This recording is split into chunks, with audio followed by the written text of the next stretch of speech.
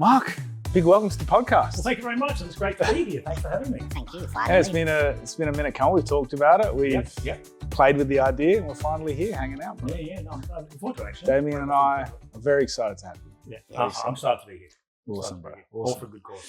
I guess let's crack straight into it, man. How we all met, what you do, what the reason we're here for, man. Okay. Well, I met you two when you came on board here at Be Cognitive, or at different times. But I started with Be Cognitive nearly 2 years ago. I came on to do psychosocial recovery coaching from a hairdressing career. So I'm. So we're doing it 2 years. 2 years. Nice. 2 years this February the 10th, which is really good. Nice, man. Yeah. So 2 years. Yeah. Cool. So you're well and truly in the role. Yeah. I think it's probably had and particularly for people who get a new plan and NDIS plan or new to disability and they see the words recovery coach, there's a bit of confusion around what the role is, what it is all about and that. So how did you fall into it, man? Well, I'd gone through a few of my own sort of troubles. COVID happened, long story, heart attack, blah, blah, blah. So I had a few of my own mental health issues happening. As we all do. As we all do. I really sort of fell apart, I'd say about 5 or 6 years ago. Was hating my career.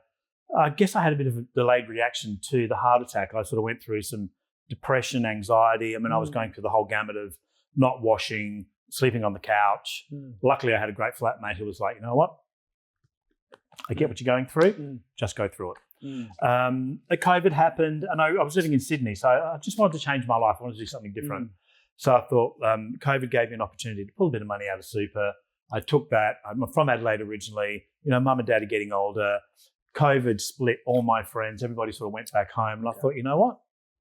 In order to be different, you have to make a change. So took the money, came back to Adelaide and thought, what do I do? Because I'd done teaching in hairdressing, I thought maybe I could be a counsellor because I did very well with the teaching. You're a people person. I am. 100%. So I was going to do a counselling course. They cancelled that. So the next best thing, I thought, well, I'll do mental health. How about we do a diploma in mental health, then I can work out what I need to do from there. There was a hard course to get into, and I was in a pretty sort of fragile state at the time, but I was determined not to give up, and I had to forge through. And I've been through, my own shit in my life, and I had to remind myself that, you know what, you've had troubles before and you've moved forward, just keep moving forward. Did the course, got through that, and went to my very first interview at Be Cognitive. And the next day he rang me and said, when can I start? First interview, got the job. Yeah. Let's go. Yeah, let's go. With no experience apart from doing the diploma of mental health. But something Brian used to keep saying to me was, Mark, you've got so much life experience. Because when we had the interview, he said to me, tell me about, what do you like on your worst day? Instead of telling him what I was like on my worst day, I told him about one of my worst days. And I told him this incredibly dark story that went on for the guy wants me to be real and raw. And I laid it out. And the interview went for about 45 minutes. And then funnily enough, he rang me the next day and said, can you start? I thought, I must have done something right. And I just said to him later on, I was like, oh my God, I think I sort of stuffed up. I kind of said the wrong thing. He said, no, Mark. He said, that story got you the job. Yeah. And I thought, well, okay, fine. Being yourself. Yeah, being myself. Yeah. And then I had to learn how to work the machinations of being a recovery coach. It's one thing to bring your experience and do a course. It's another thing to then implement that knowledge and apply it to, the realities of the billing system, working with the NDIS, working with the client, trying to facilitate their needs and balance that within a bureaucratic organisation called the NDIS. Yeah, the system. The system, mate.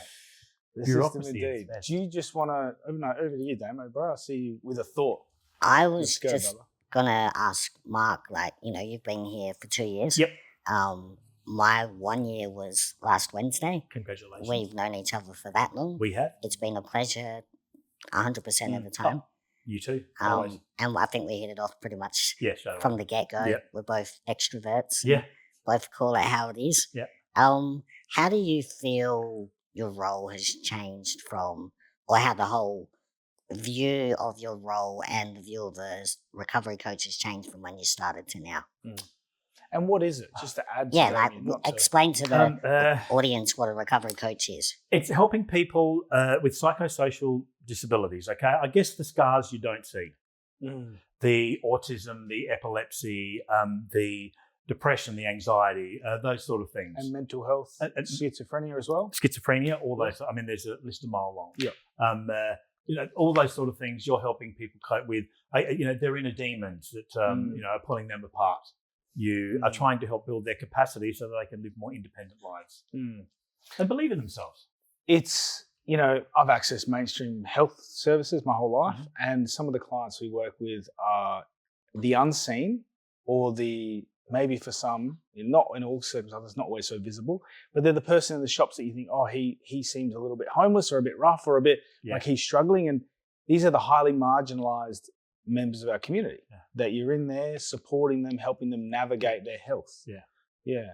Look, I was lucky. I grew up, my mother was a school teacher, and one thing she always used to say to us was, I don't care whether you're purple, green, orange, or red.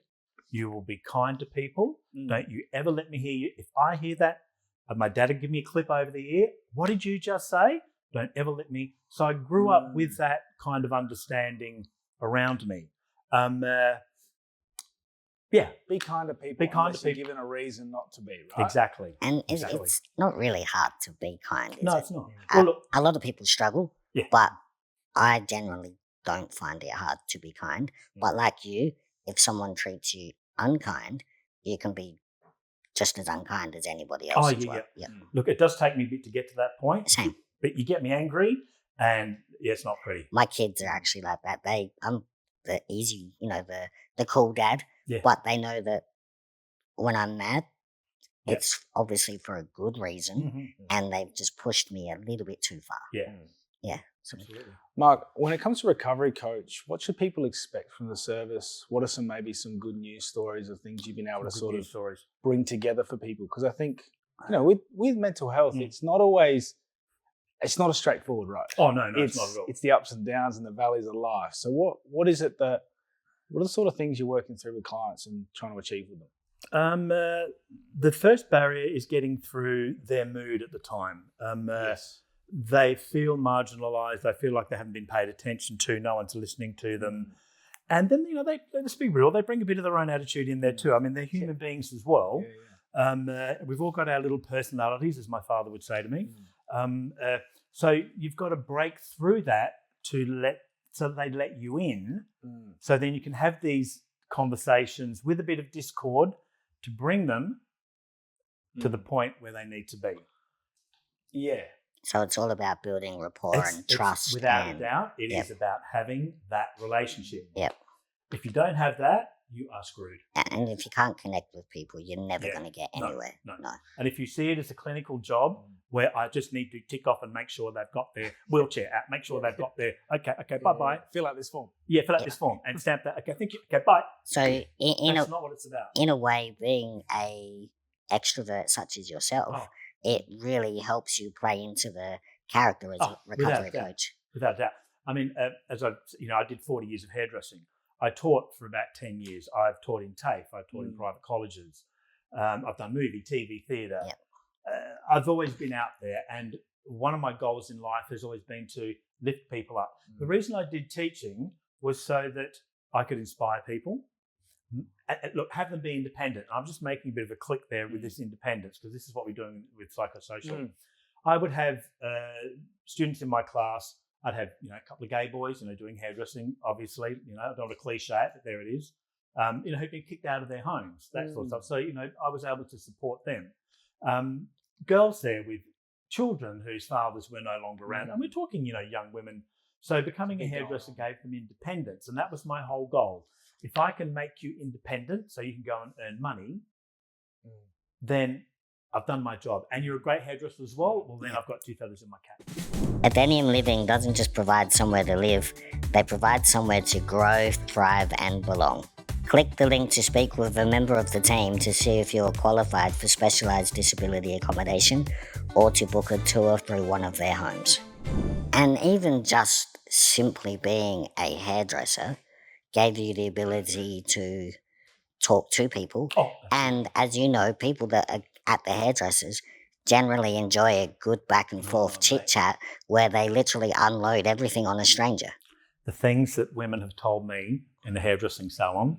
Um, Seriously. That's another podcast. I mean, that's another podcast. Yeah. That really is. It's like, oh, is that what you... And of course, I was like doing my apprenticeship at 15, 16, 17. And I'd have people tell me this, oh, I didn't know that went there and people did that. So it was a real eye-opener for me. People just open up in a casual conversation because of the Yeah. trust built. Yeah, absolutely. Absolutely. How do you take care of yourself? What do you experience for taking care? Like, because it's a tricky space, and you know you're dealing with people that, for some of our clients as well, they don't even know the first step to self-respect. Yeah. They're in a dark place, and they're almost at the point of saying, "I'm ready to give up." Whether they're telling you that or not, you can read the room when you walk into some of the situations. And how do you work through that as a professional? We've seen a high turnover of people in this sector for many reasons. Oh God, yeah. Look, I guess I've got Asian experience on my side now. I probably didn't look after myself as well as I do now when I was younger because I didn't know how to. Is being in a team helpful? Yeah, it is. I'm a lot kinder to myself than I ever used to be.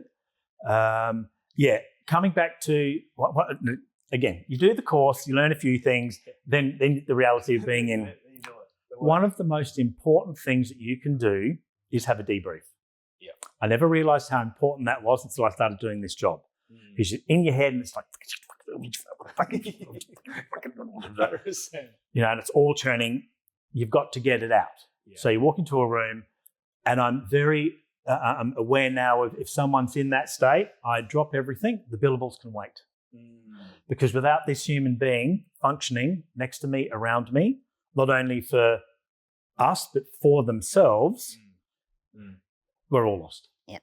Yeah. And keeping it relatively PG, hearing a lot of, you probably hear a lot of doom and gloom throughout the week, and that can be very taxing on your own soul. Yes. So, again, keeping it PG, how do you deflate yourself over the weekends so then when it comes back to Monday, you're ready to hit the ground running, knowing that it could be a pretty dark week again? Right. Look, I'm very fortunate. I've got a lot of friends. Yep. I've never been devoid of friends. I, at times, have to plan a weekend for myself because I've got so many invitations. Lucky me. But I do have those weekends where, you know what, that's it. I'm doing nothing. It's going to be about me. But I do maintain friendships. And as we all know, it's incredibly important to still have that social connection and have those friendships. I have friendships with people here in Adelaide that I've known since I was 14 years old. Yeah. I still have those friendships. And they're the important ones. They're very important. Jeanette, that I'm going to America with this year, I've known her since I was 14. Yep. I started my apprenticeship at her aunt's salon in Salisbury East. So we go way back. She's the longest friend longest time frame of friend I've got. But, I know I'm talking gay boy here, but, I've got ex-girlfriends back in the day when I was, dating women, if you can put it that way. Hey, they're still friends of mine. We still go out and, there's no dramas there. 100%. Yeah. And I'm a lucky guy. It's those friends that you've had, since you were a teenager that are probably the most important friends you've got. Oh, I have absolutely. several myself, and you could always bounce back to them. Yep. No matter what kind of week you've had or what other friends you have as well. Yeah. I mean, half of them have been married and divorced, and I'm still there. At Perfect Motion Physiotherapy, we believe that healing goes beyond treatment. It's about rediscovering the joy of movement. Are you ready to take the next step towards renewed movement and well-being? Click the link in the description below to find out more and book a consultation with their team. I think it's a super important role. Yeah. And I think the NDIS having it independent from themselves is also important. Yeah. It comes with its own set of issues, which we know about with how some providers self-regulate within their own business and, having their own stuff. But that being said, what would your advice be to somebody who's like, you know what, I think I could be a recovery coach. I think I want to give it a go. I want to work with people with mental health. What's your advice for people to consider about the role? To not live vicariously through your clients, because as Damien said earlier, that's a good one. I think I just need to let that marinate. Let's put that on 240 for 40 minutes. Do not. With a little vinaigrette. Say that again? That was to not live vicariously through your clients. Oh. Yeah. So in some ways you're saying make sure you have your own life outside of the drama of the work. Yes. Don't take it all on board. If you have I've seen that. Yeah. We all can get stuck in it. If you have any ethics at all, or you have any modicum of caring, you're going to take things on board. Of course. All right? If you're a caring, sharing kind of person, I'm a caring, sharing kind of person, you're going to take those things on board. And I have a level of quality that I want to deliver. I want to do a good job. If something doesn't go right or fucks up, I'm like, no, what do I do to make this work? Yep. And then you've got to find the avenues to make it work. I've learned to calm down a bit and not sort of take it all so seriously. But yeah, when you're dealing with clients, because you're not just dealing with the client, sometimes you're dealing with their mother, the sister, the brother, the father. And they've all got different agendas. They all want, they've all got a finger in your pie. They've all got something to let you know. Oh, totally. And so you say, oh, absolutely, and I'll do it. But The family's been through a bit. You have to placate a little bit. You really do. You And have at to the end placate of the a day, little bit. though, it's about the individual. Oh, it's about the client. Yeah. But you do have this, little circle that you might have to just get on board with. So I'm not only building relationships with the client, I'm building a relationship with the father, the mother, the brother, or the sister. Because I've got to have them on board too, so that all the cogs are going in the same direction. And they're often, sorry, David. Oh, I was just going to say, and the minute one of those cogs aren't necessarily spinning in your favour, That can be becomes difficult. a whole new problem. Yeah, totally. Yeah. And that can sometimes be not be a family member. That can be the OT, or that can be the psychologist who has a agenda of their own, and then the mother doesn't want that, but the OT wants that, and the psychologist wants that. And it's like, Mark, you make it happen. It's like, whoa, hang on a second. Yeah. But I've learned to deal with that too. I have to bring them together and say, you guys need to get your shit together, Work together. sort out what you want, Get on the because same you're page. confusing me. Yeah. And I'm not here to be confused. Yeah. I'm here to help. Yeah. So you guys sort it out. When you know what you want, then I can deliver it. So there's a bit of, there's a bit of wrangling there with family as well. And it's tricky because some of the clients are their own health decision makers. Yeah. But at the same time, they can have an impairment to Yeah. making decisions where True. they find making decisions overwhelming and they go, well, there's too many decisions. I'm not making any. Yeah. And I'm not answering my phone. Yep. Yeah. And then Yeah. you probably Yeah, that's the truth. you probably get some Yeah. as well that are their own worst enemy, where it becomes self-sabotage and Yeah. everything like that, which makes it even harder for you. I do understand anxiety. Yes. I know what it is to freeze. Again, I mean, my life experience has certainly set me up for the role, without a doubt. I feel like I've sort of fallen into it.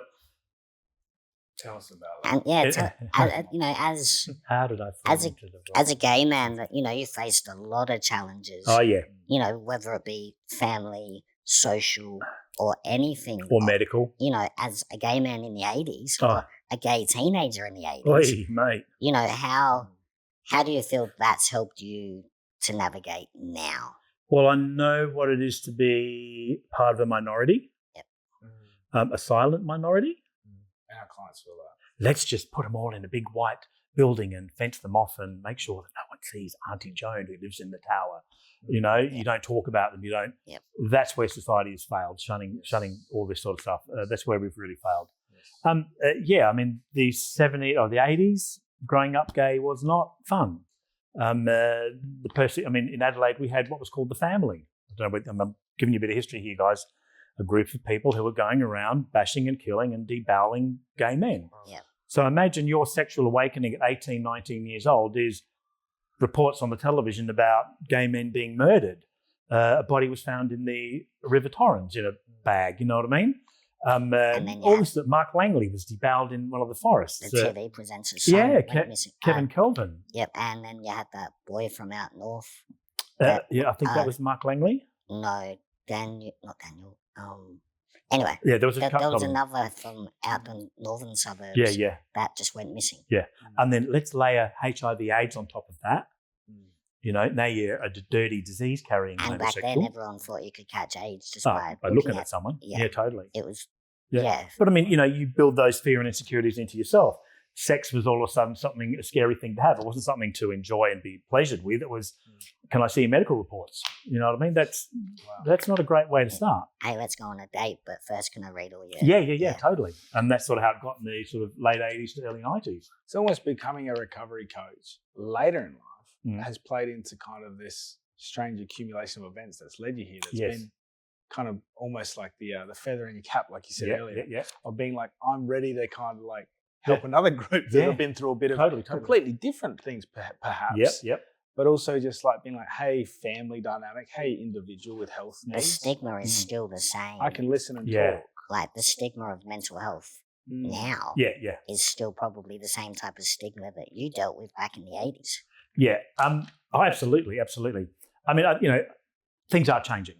Okay, for the gays, it's changing a lot, probably not as much as we'd like, but then the same thing with mental health. Things are changing, and they will continue to change as long as things are put under brought out into the light. If everybody knows and understands, then there's something to fear. And I'm going to touch on one little thing. Sorry, but unfortunately, religion played a great, deal of difficulty in growing up as a gay person. You know what I mean? And maybe part of that extends to having a mad person in the family. We don't talk about it. We lock them away. You know what I mean? Yeah. Everything needs to be out in the open. You need to be able to see. You need to be seen. And if everybody sort of sees and understands that it's okay, let's talk about schizophrenia for a second. Schizophrenia. Oh, they're mad, crazy. They want to stab and kill you. No, they don't. Correct. No, they don't. Nothing could be further from the truth. Yeah. It's all going on in their mind. They're not there to hurt you. More women are hurt by their husbands than any schizophrenic could ever do. You know what I mean? So the imbalance in the way we look at our society is still there. People not having exposure until it becomes a problem in their direct lives. Otherwise, we just kind of... Or on the TV. There's TV. Yeah. Let's watch the news and see the one person who did do something wrong. That means everybody's wrong. And it's a 2-minute story. It's a 2-minute story. Yeah. Absolutely. But all my experiences have sort of gotten me to this point. Yeah. I guess empathy. I'm very empathetic.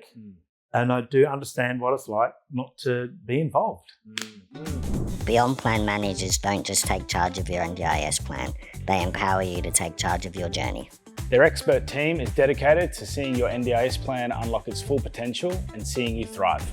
And I've certainly felt like coming into the office, doing the work with our community, just feeling like how good you are at connecting with people. And I know Damien's spoken a lot about it. It's just like coming into a workspace and a new environment, and you're just like, hey, dude, what's up? Yeah.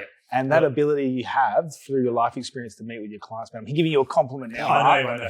And dude, you are just so good at connecting with people that are marginalised and don't see anyone all week. And you walk in, you're like, what's up? Hey. And that's exactly how we hit it off, wasn't it? Yeah. From the get-go. Yeah. Look, that is something, that is something I was born with. Yeah. I mean, I've always been like this. Yeah. I'm going back when I was a wee little lad. I used to be the one that used to organise the Christmas shows. Oh God, yeah. So I'd have cousins we used to do it like Donnie Marie. We had sidebar Donnie Marie. So I'd get them making all these things. We'd do costumes. I'd set out a routine. I mean, if we didn't know then, Eddie, we were never going to know, you know what I mean? I always brought the cousins together and we'd always have a Christmas show. And being that person doesn't mean you're also not professional. Oh, God, no. And knowing how to balance the two is a really fine art of balancing that rapport building with also that, hey, let's get down to business and talk about why I'm really here. Look, it's about fun. When I was teaching, you have to make it fun. If you don't make things fun, no one wants to be involved. If you don't bring a good attitude and some light and brightness to the situation, no one's going to want you back. Yeah. I could be the dumbest turtle in the room, but if my light shines bright and I'm, spreading it out to everybody, it's going to work. You know what I mean? It's going to work. Question for you. If somebody's looking for a recovery coach, they've got it in their plan, or the family member's helping the client participant figure out what should they be looking for in a person or a provider, any certificates, any experience, any questions they should be asking. Right. Well, the legalities of becoming a psychosocial recovery coach is you need a Cert 4 in mental health or have spent at least 2 years in the support area helping people. Diploma of mental health, which is what I went for. It really sort of does ask for experience. Like, what is your life experience? I mean, as Brian has always said to me, Mark, your life experience brings so much. And it's really in the last year that I've really, acknowledged that and thought, you know what, he's absolutely right. I do bring a lot because of my life experience. The challenge I had was I just wanted to be good at doing all the other stuff. You know what I mean? But that's just me beating myself up, and time is the other stuff like learning the system. Oh, yeah, you know, mate, we're all still the bureaucracy. figuring it out. Yeah. And so I'm a bit kinder to myself when it comes to that now. Cool. Quite a So bit for kinder. families and clients that are looking for someone, checking the certificates, Yeah. asking them about their Well, I experience. mean, the organisation that you're going to should have that. Really clear. Yeah, come on. I mean, if you're going to employ people and they don't have the right qualifications, what are you doing opening up a business? You know what I mean? Absolutely. But I mean, your recovery coach needs to, I mean, different to SC, not that I'm going to put, you know, SC is another role again, but I mean, to sit in an office and just do all that, I'd go mental. I need that human interaction. Because recovery coach is also It's about- walking alongside with the mental health journey. Look, you know, with all that I've been through, and I mean, can I divulge it? Can I tell a little bit about myself and what I've done? Please. You know, I mean, I self-medicated on drugs as a young man, you know, in the 80s as a hairdresser. You can imagine it. High fashion, you know, perfection all the time and out there clubbing. I was a clubber and, you know, I took drugs for a long time and then one day I just stopped. You know what I mean? I had my own issues with my own mental health and the taking of drugs. So when I'm out and I'm talking to people and I find they've got situations, I can relate. I can see them being a little bit, oh, you know, this has happened, that's happened. Yeah, look, you know, I remember clubbing and I took this and I did that. But, oh, okay. I've got one client that says to me, Mark, I see what you've done with your life and it gives me inspiration knowing that I could do the same thing. And it's like, well, that's great. If I give you a thought that you think, well, Mark had a pretty fucked up sort of, you know, time it's very and came out of it. It's Yep. very powerful. Yep. And if you can do that with one person, you know you're doing the right thing. Yeah, no, exactly, absolutely. But look, I keep it real. I've always been real. Like, you know, I let a few swear words go. I know, how dare I? That's a Oh, shock. no, good. I know. People are shocked when I do say those We words. won't tell They're anyone like, about Mark, our stop it. conversations. Yeah, then. totally. No. You know, I mean, you know, let's face it. I'm not looking after people who live in Trump Tower. No. Correct. You know, Yeah. they're not driving Rolls Royces and bless them. And You some know? of these people would be actual homeless. Oh, yeah, some of them, yeah. You know, and I mean, you know, my heart goes, I mean, sometimes you're taking them up the shop to buy them bread and milk so they can get through the next couple of days. You know what I mean? Yeah. And the conversation you have along the way. And Ta-da. I think the role itself as well, without people always realising, really is taking such a stress off our other emergency services. Yeah, true. Massively. Yeah, And- true. This is the indirect connection. Yeah, of course it is. Of course For it is. the participant or client, or what do you prefer to call them? Oh, client. Yeah. Okay. Yeah. People I look after. You know, for the clients who generally might not have anybody, Oh, it would be nice for them to know that at least one person gives a shit. absolutely. Absolutely. And I've got a couple of those clients, and they're the ones that I tend to, okay, so how's the cupboard looking? Yeah. Oh, no, I don't get paid till Thursday. And look, and I'm probably not supposed to do this, but I can't sit and watch a human being in a house with no food. I can't do it. Yep. $20. We go to Aldi. I spend $20. I don't care. You know what I If it mean? means they can Life's at been least good to eat me. Lunch for the next 4 days. Give me a couple of cans of spaghetti. Let's get some bread. $20. Okay, there you go. You're right for the next couple of days. Yep. It's not an issue for me. I don't do it a lot. There's one or two, and it's like, you poor read bugger, the I room, just you read can't. the room, Come on, let's go. Because you know they're embarrassed. And they're not waiting for you to buy them the food. No. They're actually unable, arguably, to manage Absolutely. that part of their life. Right. So I've been there where I'm like, let me buy you a cheeseburger. Totally, and I dude. know that cheeseburger they're not eating until who knows when. Who knows I know when. that's the only meal. Yeah, you yeah, have. exactly. Get it. You know, so it's no skin off my back to help Wow. out. That cheeseburger probably keeps them out of hospital. It's enough. But not it's only enough that- calories to keep them out of hospital. That No, but I mean, It's cheeseburger. more than that. It's No, but what- I also meant Mm. I know. mentally out of hospital. Yeah. Not eating. No, Yeah. no, 100%. It Yeah. mentally keeps Yeah. them out of hospital. Yes. But that cheeseburger, oh my God, someone does actually care Yeah. when no one else comes to visit. And as you know, takeaway food that someone else has always. Always the best. Yeah, totally. It's always a Yeah, little bit yeah, nicer. yeah. It's yeah. always nicer. Yeah. Cool, man. I had a question. Did you? I did. You did? I Was it written down? Let's have a quick look. Let's have a quick look.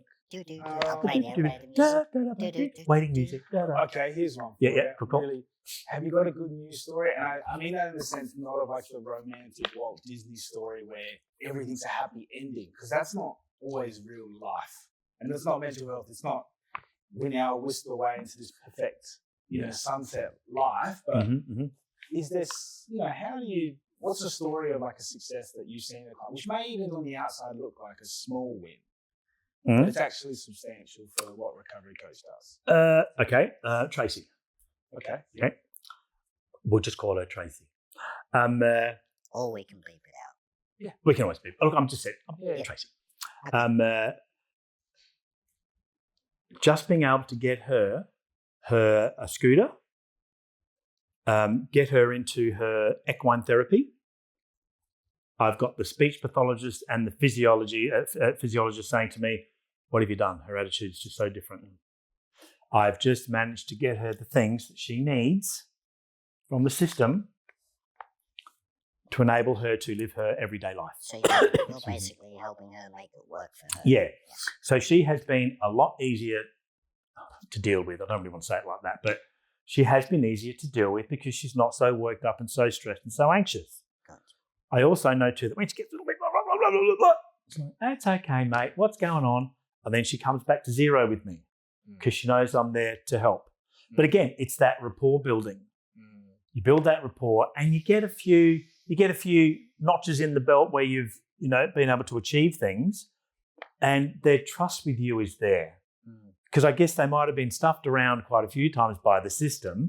I can never get. And then all of a sudden someone's, oh my God, he's actually made the effort and it's coming together.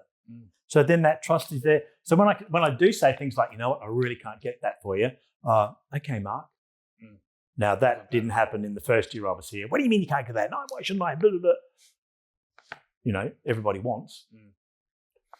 And one thing I think some people consider, and you can probably relate to it, Damien, is that there actually is sometimes for our clients a trauma that comes with getting into services and like having to deal with the system, being in hospital, having a doctor who you're at the point of thinking about offing yourself and the doctor's just blatantly rude. Yeah. Or just having to fill out this form, then repeat yourself 6 times in that one service. Yeah. Like it's real. And you come in, a recovery coach comes in like you and you help them take that pressure off. It's quite actually, people want to throw their hands up and go, this is all just too freaking hard. Yeah. As a client, of the NDIS, and I have been since its inception, as you know, Eddie, I generally keep the providers that I've got because they work for me. They've always worked for me. And unless they leave the business entirely, I generally keep them because as someone that's been through a really bad patch mentally and finding providers that aren't working for you, there's nothing worse than walking out of an appointment with a GP or a psych or something like that where you're meant to feel better walking out of there, but you feel worse than what you did when you walked in.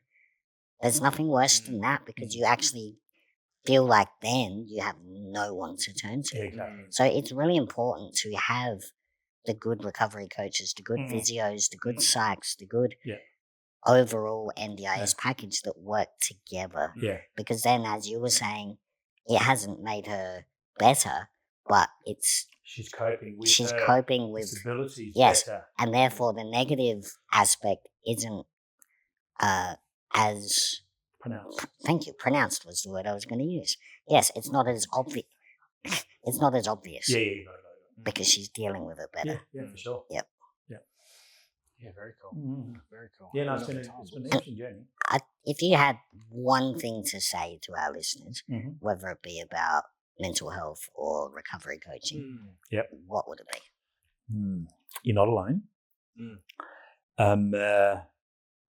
Don't think for 1 minute that the people around you aren't going through something because you can internalize it all thinking, oh my God, am I the only one that thinks I want to kill myself?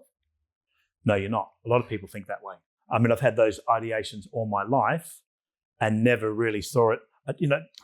Again, doing the mental health, doing the diploma in mental health made me realize a few things about myself. It's like, oh my God, okay, so it's just a thought. I get that other people have it. All right, I'm not alone there. There are reasons why I think that. I won't go into that now. You're not isolated. Just remember that the people around you, even though they present as gorgeous, beautiful. Another thing Mum and Dad used to say to me, it's like, they've got a BMW and look at their Mercedes and, blah, blah, blah. My dad would say to me, they're probably in debt up to their eyeballs, Mark. They might look good, but they probably go home and they're shitting themselves because they got to make these payments. Yeah. You know what I mean? Literally, mate. Totally. So now I look around me and think, Oh, no, I get it. No, I'm not alone. And there's a lot more out there. And again, which made me sort of, realise that I've been very good for this role because I've experienced all that. I get it. But you have to keep going. Life isn't easy. Doesn't matter what burden you're carrying. You have to put that one step in front of the other and just keep going. Absolutely. And even your story coming back to Adelaide kind of resonates with me in that, right? Yeah. Like I've had chapters and we've all had chapters where you're at the end of that chapter where you're like, what am I doing? I'm going back to Adelaide. I'll figure it out. And you keep putting one foot in front of another, right? Yeah, true. Yeah, totally. Look, I had this illustrious hairdressing career. I was a bit of a star. Melbourne, Sydney, London, Sydney, movie, TV. I've done Casey Donovan's hair. I've worked on the Deadly Awards at the Opera House. I've worked on a movie. Worked at Channel 9, taught in makeup schools. The college was the peak of it, I was a star. And then all of a sudden, that isn't working for you anymore. The job you're doing isn't working. You're not happy with it. It doesn't pay enough. Have a heart attack. Your mind starts to think differently. 2 years after the heart attack, you're falling apart. But the world changes too. COVID happened. That changed everything. As I said before, people started to move away, and there I was, sort of at 56 years old, living with a mate of mine. All the gay boys had disappeared, gone, got lovers, got married, whatever. And Max and I were still sort of sitting at home doing drugs. You know what I mean? It's like, what the hell am I doing with my life? What am I doing? Yeah. I don't want to be this person anymore. And it was about changing associations, especially when it comes to drug taking. Yeah, I was a party boy. I wouldn't say that my life depended on it, because when I stopped. I'm not doing this anymore. I was just a naughty boy having a good time. But I just didn't want to do this anymore. So then I was like, well, what are you going to do? You know what, Mark? You've got to restudy. And a couple of friends of mine, Claire and Lee, had always said to me, if ever you want to move back to Adelaide, Mark, you've got a room here. I came back with nothing. I was at the bottom of the bottom of the bottom. I really was. Mum and Dad gave me a car to run around in. I had no hope. My hope had gone. I had to refine that. So I came back to Adelaide. What course do I do? You're good with people. You were a great educator. You do like to inspire. That's why you did the teaching. You've got to move into that sort of field again. So let's study. So then doing the study, and that was daunting. But I just kept going. And I guess because that's what life is. You just keep going. I've forgotten the question again. But anyway, I'll keep moving. We're gonna keep moving. We'll wrap it up. Yeah. So I just kept going. Do the course. Blah blah blah. I've lost my train of thought because my mind's racing now. But that's okay. Did the course, came back to Adelaide, fresh chapter. Yeah, fresh chapter. And I had so much support. That's why I'll go with this. I had a lot of support. Mum and Dad supported me. Friends supported me. I did the course. I made the effort. I was very lucky to go to the interview with Brian and get the job. And from there, it's just been up and up and up. I know for me, in finishing thoughts, yeah, I wanted to give you a big thank you for coming on. Oh, thanks for having me. I've had a pleasure of working with you a little bit in our too. different roles. And I just wanted to have you on to talk about Recovery Coach, because I think you encapsulate the role and the personality, and you're out there in the trenches with our clients, living the life. And I just wanted to celebrate you and the work that recovery coaches do, because it's the unseen work in the NDIS. Absolutely. And, as an individual, I think more people need to know about you, because I think you're pretty amazing. I think you do a fantastic job. Thanks. And I enjoy our weekly office conversations. I love working here. It's been, again, there's been a couple of highlights in my life. One of them is my apprenticeship. Working in Sydney was a lot of fun too. Working at the college was a pinnacle. Landing this job here and being in this environment with all of these people is another pinnacle for me. Awesome. I'd like to be able to say that I would be here till I fall on my sword. Well, I appreciate you, Mark. I appreciate having you. Oh, look, it's been great. So thank you for giving me the opportunity to share what I've got. Awesome. You're most welcome. Till next time. Thank you. Thank you.